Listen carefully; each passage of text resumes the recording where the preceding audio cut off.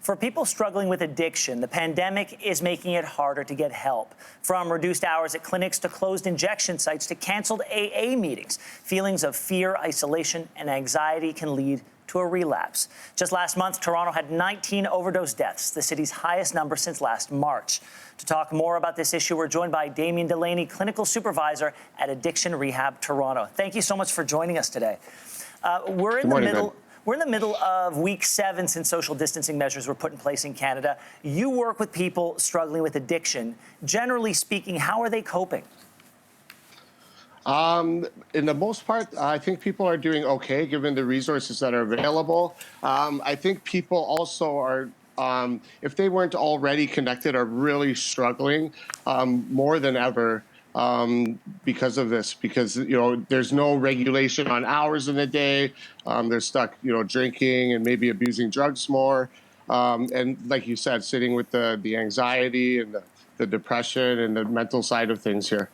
What options are available to support people through this time who do battle addiction?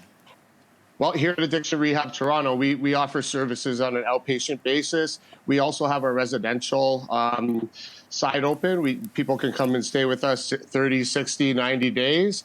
As far as online goes, there's Alcoholics Anonymous meetings, Narcotics Anonymous meetings, Cocaine Anonymous meetings, things like that going on. You can find those on their websites and easily get connected to those. There's also meetings apps that you can get in your app finder.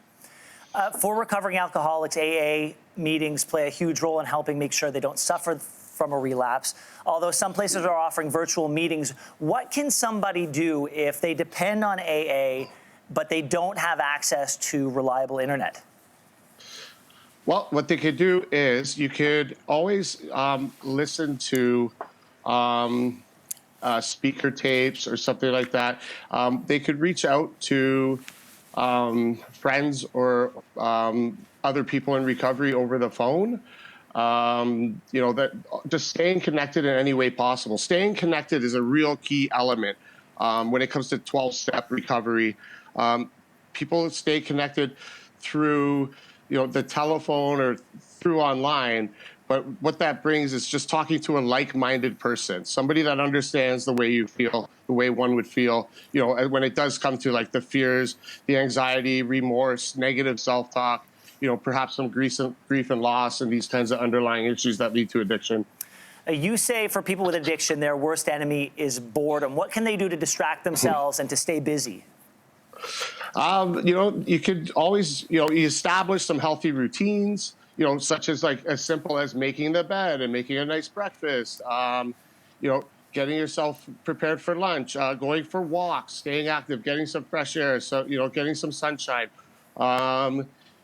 Check in with self regularly, like maybe doing some journaling and just paying attention to how one feels, where my thoughts are at, where someone's thoughts are going, if they're getting negative and getting too caught up in the past or even in the future. That's something to be aware of. And then, possibly at that time, it's time to reach out. Damien, thank you so much. We appreciate your time today. Thank you, Ben. Thanks for watching. If you like this, be sure to subscribe here. And you can check out more Your Morning videos right here.